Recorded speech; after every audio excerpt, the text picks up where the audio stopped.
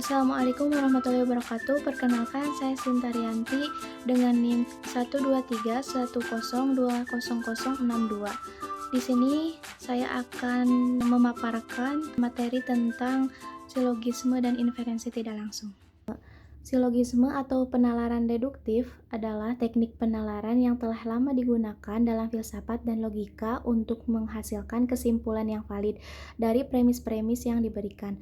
Nah, ide ini pertama kali muncul oleh Aristoteles dan menetapkan hubungan yang kuat antara kategori-kategori dalam premis untuk menghasilkan kesimpulan yang logis. Namun, metode ini yang lebih adaptif dan fleksibel. Silogisme terdiri dari dasar pemikiran utama, yaitu premis mayor, dasar pemikiran kedua, yaitu premis minor, dan kesimpulan. Dua proposisi yang pertama berfungsi sebagai premis, sedangkan yang ketiga sebagai konklusi. Jumlah termnya ada 3, yaitu term subjek, term predikat, dan term medius. Yang kedua ada pengertian inferensi tidak langsung. Inferensi tidak langsung yang kesimpulannya ini ditarik dari hanya 2 premis saja. Jadi sebuah silogisme selalu tersusun atas 3 buah proposisi, 2 berkedudukan sebagai premis-premis dan 1 berkedudukan sebagai kesimpulan. Lalu ada jenis-jenis silogisme. Yang pertama ada silogisme kategoris. Silogisme kategoris ini menggunakan pernyataan kategoris seperti semua atau hanya. Proposisi ini yang menjadi pangkalan umum dan pangkalan khusus disebut premis. Sedangkan proposisi yang dihasilkan dari sintesis kedua premisnya disebut term penengah atau middle term. Termnya menjadi predikat, pada konklusi disebut premis mayor. Contohnya, premis mayornya semua tanaman membutuhkan air, premis minornya aksia adalah tanaman, konklusinya aksia membutuhkan air. Lalu yang kedua ada silogisme hipotetik. Silogisme hipotetik ini menggunakan pernyataan bersyarat seperti jika, maka, atau bila, maka. Silogisme hipotetik tidak memiliki premis mayor maupun premis minor, karena kita ketahui premis mayor itu mengandung term predikat pada konklusi, sedangkan premis minor itu mengandung term subjek pada konklusi. Contohnya, jika hujan maka tanah basah, hujan turun.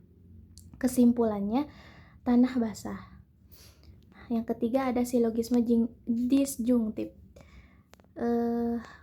Silogisme disjungtif ini menggunakan pernyataan disjungtif atau pilihan. Silogisme di mana premis mayor maupun minornya, baik salah satu maupun keduanya, merupakan keputusan disjungtif. Silogisme disjungtif juga merupakan silogisme yang premis mayornya menggunakan disjungtif, sedangkan premis minornya bersifat kategorik yang mengakui atau mengingkari salah satu alternatif yang disebut oleh premis mayor. Contohnya adalah premis mayornya kamu atau saya yang pergi, premis minornya kamu tidak pergi, konklusinya maka sayalah yang pergi. Lalu yang keempat ada entimen. Silogisme ini jarang ditemukan dalam kehidupan sehari-hari, baik dalam bentuk lisan maupun tulisan, hanya dikemukakan premis mayor dan kesimpulannya. Contohnya, Fajar berhak mendapatkan peringkat 1 karena dia telah berusaha kerja keras dalam belajar. Maka kesimpulannya Fajar telah berusaha kerja keras dalam belajar. Karena itu Fajar layak mendapatkan peringkat 1. Lalu yang terakhir ada silogisme alternatif. Silogisme alternatif ini adalah silogisme yang premis mayornya premis alternatif.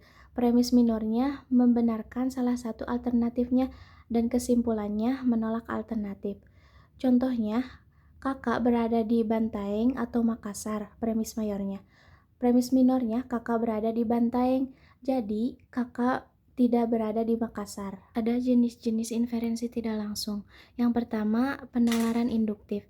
Penalaran induktif adalah penalaran yang metodenya diproses dari pengambilan hal-hal yang khusus untuk dapat kita tarik pada hal-hal yang sifatnya umum.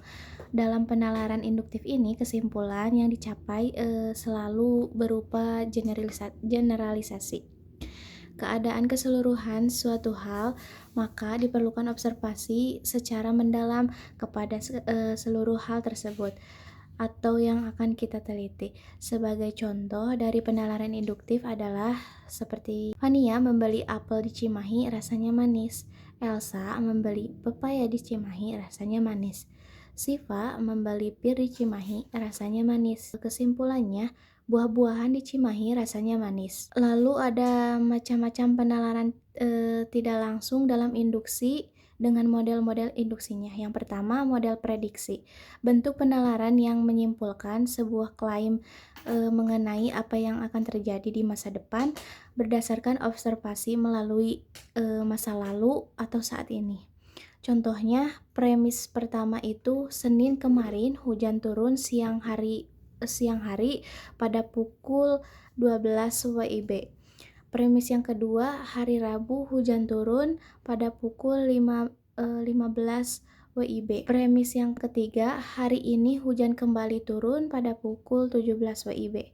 Kesimpulannya, minggu ini merupakan minggu dengan intensitas hujan turun siang hingga sore hari. Lalu yang kedua ada generalisasi. Bentuk penalaran induktif di mana kesimpulan diambil mengenai suatu kelompok berdasarkan pengetahuan melalui beberapa kasus dalam kelompok tersebut. Contohnya, premis pertamanya Fania membeli apel di Cimahi rasanya manis, premis 2 Elsa membeli pepaya di Cimahi rasanya manis, premis ketiga Sipa membeli pir di Cimahi rasanya manis. Maka kesimpulannya buah-buahan di Cimahi rasanya manis. Lalu yang ketiga ada model kausalitas atau sebab akibat.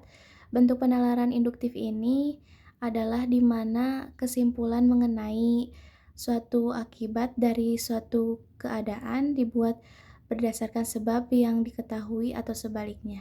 Ini juga disebut induktif kausalitas. Contohnya, premis yang pertama itu hujan menyebabkan jalanan basah, premis kedua hujan menyebabkan tanah becek, jadi kesimpulannya jalanan basah pasti tanah becek. Lalu ada penalaran deduktif. Proses penalaran deduktif ini adalah suatu proses pengambilan konklusi yang berdasarkan hal-hal yang umum disimpulkan pada hal-hal yang khusus. Penalaran deduktif diambil struktur intinya dan dirumuskan secara singkat. Maka ditemukanlah bentuk logis pikiran yang disebut silogisme. Contohnya, premis yang pertama, semua ikan hidup dengan cara berenang. Premis keduanya, paus termasuk ikan. Kesimpulannya, jadi paus hidup dengan cara berenang. Lalu ada bentuk-bentuk silogisme. Ada silogisme subjek predikat, silogisme 2 predikat, silogisme 2 subjek, dan silogisme predikat subjek. Lalu ada perannya. Peran silogisme ini untuk membantu kita memahami logika dasar, lalu meningkatkan kemampuan berpikir kritis dan membuat keputusan yang lebih baik. Silogisme juga dapat membantu membuat pola pikir menjadi lebih tertib, jelas, dan tajam. Ada aturan silogisme juga. Yang pertama itu silogisme harus terdiri dari 3 term, yaitu term mayor, term minor, dan penengah. Lalu yang kedua ada silogisme terdiri dari 3 premis, yaitu mayor, minor, dan kesimpulan. Lalu 2 premis yang negatif tidak menghasilkan kesimpulan. Selanjutnya, bila 1 premis negatif, maka simpulan pasti negatif. Selanjutnya, dari premis yang positif akan menghasilkan kesimpulan yang positif. Terus, dari 2 premis khusus tidak bisa diambil kesimpulan. Lalu, bila ada salah satu premis khusus, simpulan akan bersifat khusus. Lalu yang terakhir, dari premis mayor yang khusus dan premis minor yang negatif tidak dapat ditarik kesimpulannya. Sekian yang dapat saya sampaikan, semoga bermanfaat.